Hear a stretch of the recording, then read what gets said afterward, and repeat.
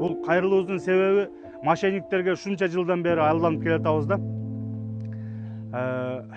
Мындайча алып караганда азыр жөнөкөй эле соц сеттерден бирдекени сүйлөп кое турган болсоң, мындай эме кылып коюп атат да.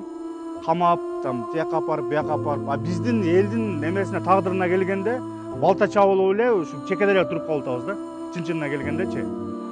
Но шылуундар, истинный мошенниктерди камабастан мына элдин немесин балта чабып отурушат да.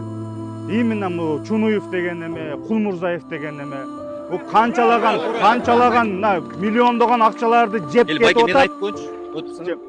Бу элдикин чечми, мынакей Анарбак.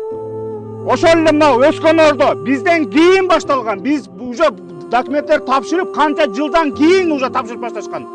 Мынакей Анарбак, өскөн ордо, Рухи Мурас, эмне үчүн ошолордун баардыгын тагдыры чечилип атат дагы?